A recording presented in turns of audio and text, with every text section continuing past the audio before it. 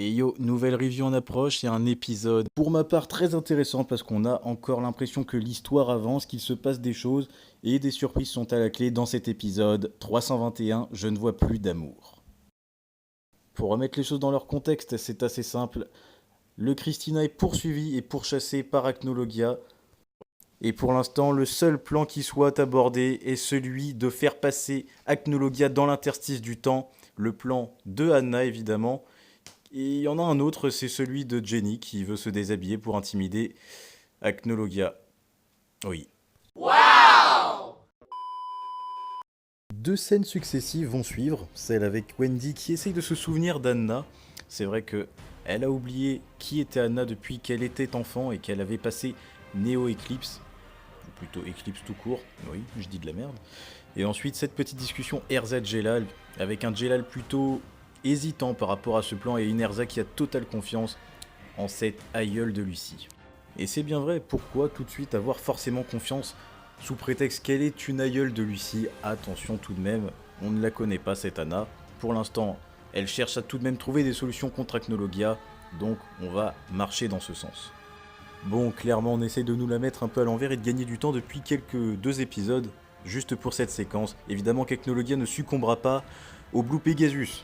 Ça va de soi, ce serait beaucoup trop simple, ce plan est stupide. Pourquoi? Parce qu'en fait Zelef, que l'on retrouve ici dans son combat avec Natsu qui est interminable, mais qui apporte quand même quelque chose à l'histoire, à l'intrigue, qui fait avancer un peu les choses avec de plus en plus de révélations, même si on va forcément les quitter d'ici peu. La chose c'est que en fait c'est Zelef qui a tout simplement fermé la faille temporelle, l'interstice temporel, puisqu'il en a besoin pour créer son monde, sa nouvelle vie, et il nous le racontera un peu plus tard dans cette review.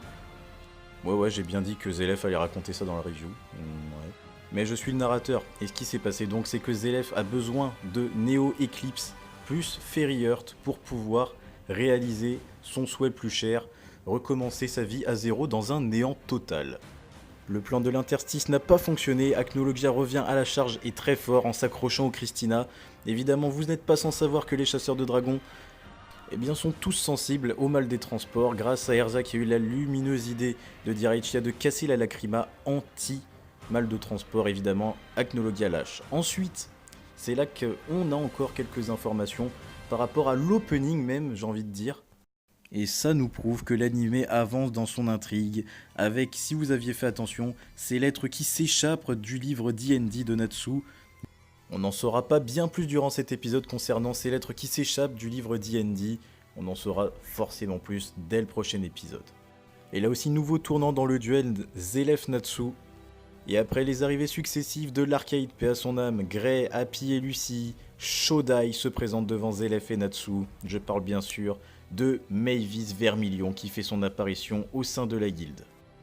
Et cette apparition a on ne peut plus travailler Natsu Dragnir et la salamandre qui pète le feu si je puis dire.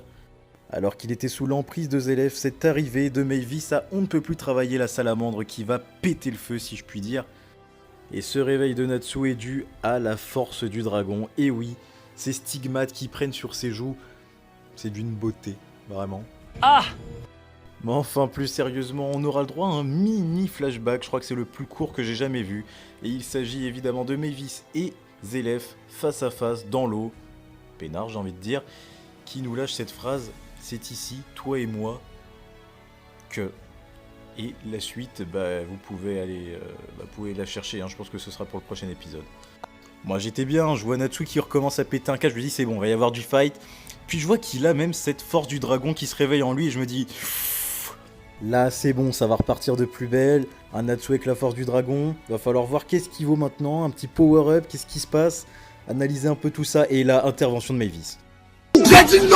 Sauf que l'intrigue nous y oblige et on va devoir attendre pour voir un Natsu avec cette force du dragon, version 2.0. Mavis intervient dans un but très précis, en effet, elle aurait la solution pour libérer Zelef de son immortalité, puisque faut pas oublier que ce qui est génial avec Zelef par rapport à d'autres méchants d'anime comme on pourrait le dire, il y a un but, il y a quelque chose de plus profond, et on va s'en apercevoir très rapidement.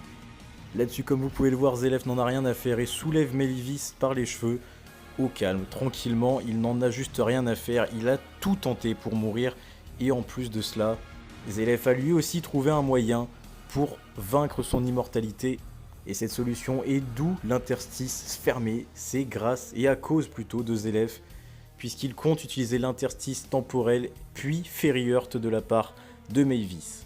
Et il y a une question qui a retenu mon attention, c'est celle de Mavis qui était « Mais alors pourquoi as-tu peur d'Acnologia ?» Et Zélef répondra tout simplement que c'est parce qu'il ne peut justement pas le battre lui-même. En gros, de ce que je comprends, c'est que de toute façon, l'issue du combat ne sera jamais vouée. Il n'y aura jamais de gagnant entre Acnologia et Zélef, donc cela ne servirait quasiment à rien. En attendant, Zélef va s'emparer. Il a le plaisir d'acquérir la magie de Mavis, alors que Natsu va tenter de l'en empêcher évidemment, mais rien n'y fait. Zélef va acquérir Fairy Heart et ce sera un tournant dans l'animé. Zélef a donc pour but de revenir 400 ans en arrière. Souvenez-vous de la petite phrase qu'il avait glissée à Gray. Avec un sale regard et un sale sourire, il avait dit précisément à Gray que son ambition n'était pas si étroite que ça et qu'il n'avait qu'à protéger Mavis et lui à s'emparer de la magie de Mavis. C'est aussi simple que ça, mais Zélef va revenir 400 ans en arrière pour recommencer sa vie avec tous ses proches, dont son petit frère Natsu Dragnir évidemment. Et c'est dans le but de sauver l'humanité qu'il ferait tout ça, de terrasser Acnologia avec son petit frère, recommencer sa vie. Il a causé beaucoup de mal, mais il a beaucoup cherché le bonheur. Et c'est pour ça que je trouve que Zélef c'est un personnage à part, un méchant de classe à part, avec une histoire bien particulière et assez profonde. Mage de Fairy Tail, ne vous inquiétez pas, Mavis n'est pas morte, et heureusement pour nous aussi. J'aurais eu un peu de mal à la voir mourir maintenant.